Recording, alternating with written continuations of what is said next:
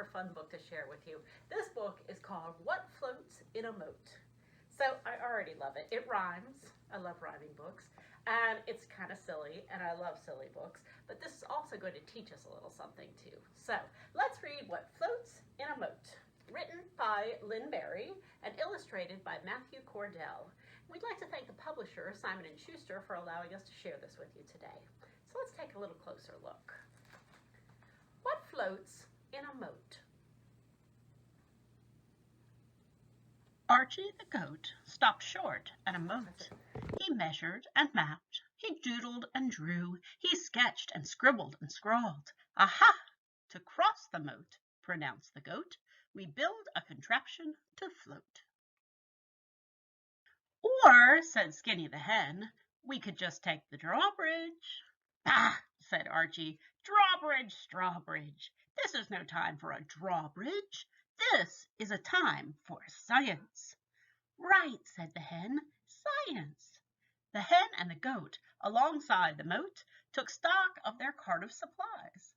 A barrel might float, mused the goat. We begin with a barrel of buttermilk. The hen and the goat, alongside the moat, hammered and nailed, clanged and banged. They wired and tied and built the SS Buttermilk. Archie the goat climbed aboard. Ready for launch? He called. Ready, said Skinny the hen. Push, said Archie the goat. I am pushing, said Skinny. Shove, said Archie the goat. I am shoving, said Skinny. Heave, said Archie the goat. I am heaving, said Skinny. Heave. The barrel and goat splashed into the moat and sank. Archie the goat dripped out of the moat. Take note, pronounced the goat. A barrel might not float. Apparently not, said the hen. Shall we take the drawbridge then? Bah, said Archie. Drawbridge, flawbridge. This is no time for a drawbridge. This is a time for science. Said the hen. Science. Archie the goat gazed at the moat. He puzzled and pondered, he doodled and drew, he sketched and scribbled and scrawled.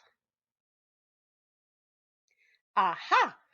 To cross the moat, pronounced the goat, an empty barrel might float. Empty?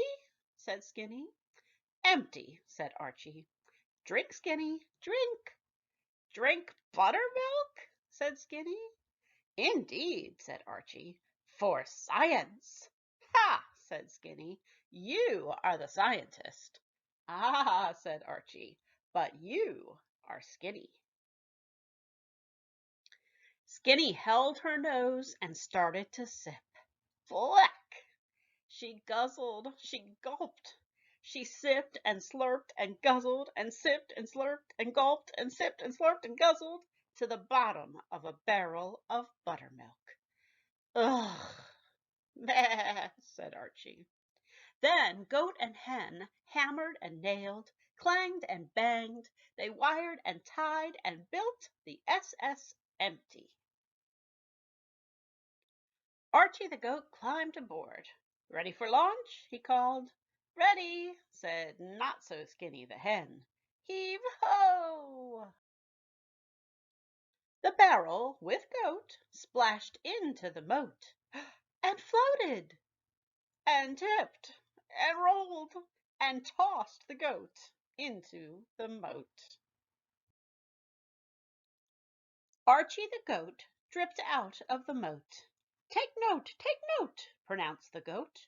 Indeed, a barrel does float. And yet, said Skinny the hen, we remain outside the moat. Bah, said Archie. We try again, Skinny the hen. Again, groaned the hen. Indeed, said Archie, the third and final barrel. Drink, Skinny, drink. The hen sighed, the hen sipped, the hen sighed, the hen slurped. She guzzled, she gulped, she stopped. She could not drink another drop. Ah, said Archie, just right. The hen and the goat, alongside the moat, hammered and nailed, clanged and banged. They wired and tied and built the SS Ballast. Archie the goat climbed aboard. Ready for launch? He called. Ready, said Skinny the hen. Heave, heave, heave, off! The barrel with goat splashed into the moat and sank, but floated. Sank and floated. Eureka! Said Archie the goat, and he paddled across the moat, just in time to meet the queen hurrying from the castle. Archimedes, called the queen, for Pete's sake, next time take the drawbridge.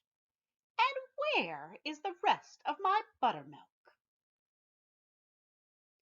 In the moat, pronounced the goat. And in the hen, moaned the hen. All, said Archie, in the name of science.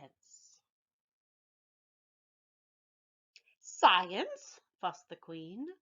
Science? What about my buttermilk? Ah, said Archie, buttermilk, guttermilk. This is no time for deliveries. This is time for discoveries. Indeed, said Skinny the hen. The end. So what a fun book about Archie the goat, right? Well, Archie is named after a Greek scientist whose name is Archimedes. And Archimedes was one of the first people that taught us about what buoyancy is. Buoyancy is a big word that just means whether something's going to sink or float, just like the barrel that he was trying to work with here in the book, right?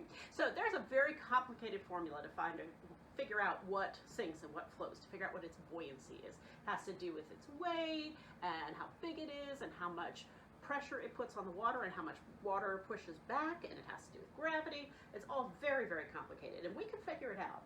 But it's an awful lot more fun to just go put stuff in the water and see if it sinks or floats, don't you think? So let's go try it out. Come here. All right, guys, we're back. So I've got a big tank here that I'm going to experiment with my buoyancy. But you can do this wherever you want. You can do it in glass, so you can do it in a tub, you can do it in a big bucket you have at your house, wherever you want. But make sure you check with your grown-up before you start putting their belongings in water, okay? So just make sure you do that. Okay, so let's talk about what's going to sink and what's going to float. So sometimes it has to do with the weight of the object, right? Or the size of the object. So let's take a couple of examples here. I've got a little tiny marble over here, and I've got a big old baseball over here. Which one's heavier? Let's see. I would say the baseball is a little bit heavier, as you might imagine. It's bigger too. So, which one's going to float and which one's going to sink? What do you think? Are they both going to sink? Maybe. All right, let's try. So let's put the marble in. Let's see what happens. Well, that was quick. No floating on the marble, right? How about that baseball, though? What do you think's going to happen to that baseball? Let's try. Interesting. So something that is bigger and heavier floated. Something smaller and lighter went to the bottom. So buoyancy is complicated because remember there's lots of factors that we're dealing with here, not just the size and the weight. Okay, let's try something else. Let's try, this one will be an easy one. Okay, so I've got a bottle that's full and I've got the same bottle that's empty. This isn't tricky, is it, right?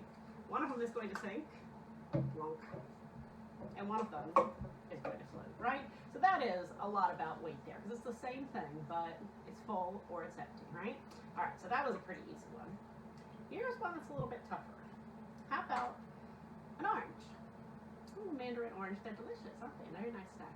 So I've got an orange that has a peel on it, and I have an orange that does not.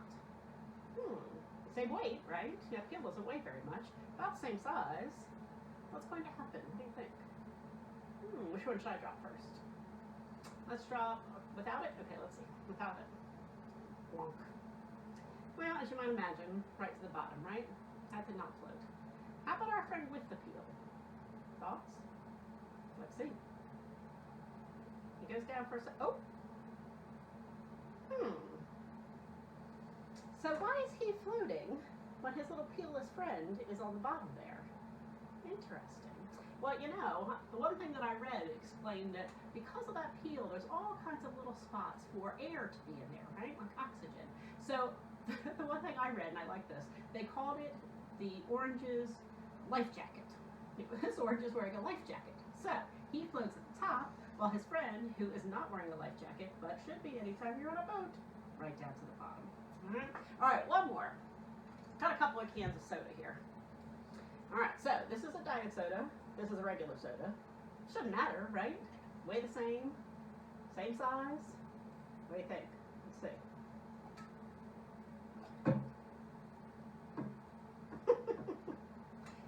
So the contents of it matter as well. So here we have our regular Sprite on the bottom and our Diet Coke on the top. Buoyancy is a crazy thing. So what you can do is experiment at home. Figure out what's going to sink, what's going to float, and then see if you can figure out why. Remember, it's not always about how big or small something is. Think about those giant cruise ships that you see on the water. Huge and heavy, but they float. But that tiny little marble, right to the bottom. So you never know. So try this experiment at home. I've got one more thing we're going to do. Let me get some of this out of the way, and we'll come right back. All right, so we're back. I've got one more fun thing you can do with your tank of water, and that is to make your own boat. There's lots of things that you can make boats out of, but today I'm going to use some aluminum foil. So aluminum foil is nice because it's nice and light, but it also will stay in place, so you can make whatever shape you want. So you're going to take just a piece of aluminum foil, about big or so, doesn't matter how big it is really, and you're just going to make it into a boat. Now you can experiment. You can do lots of different shapes, you can do different sizes, you can do different techniques. Let's see, I've made this one right here. So there's my little boat. It's not real complicated, right? Like I said, lots of different ways that you can experiment with this. But here's what you do to see which design is the best. We're going to put this little boat sitting on the water here, and he's going to float very nicely, isn't he? Until I start adding weight to it, right? Because that has to do with our buoyancy too. I'm floating very nicely with the weight that I have, but how about if I add weight to it? And to do that, I'm going to add some pennies. So let's add a penny at a time. I think I'm going to get pretty far. That's 4, 5, 6, 7, 8, 9. Ooh, look, I've got lots of pennies here. 10, 11, 12, 13, 14, 15.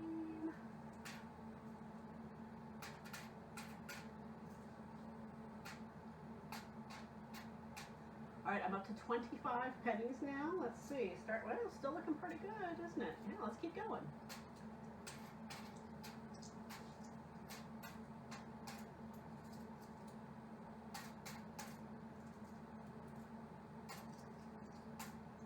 $40 now? Wow.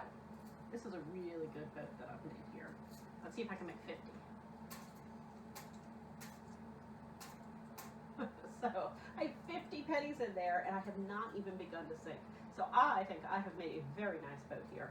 But let's see what you can make at home. So try different sizes, like I said, different shapes, different sizes. See what you can do. And have lots of fun with water and buoyancy. Thanks so much for being with us today. I hope that you had a good time. I sure did. And stay tuned to Calvert Library's social media feeds for more programs for kids of all ages. Thanks so much. Bye-bye.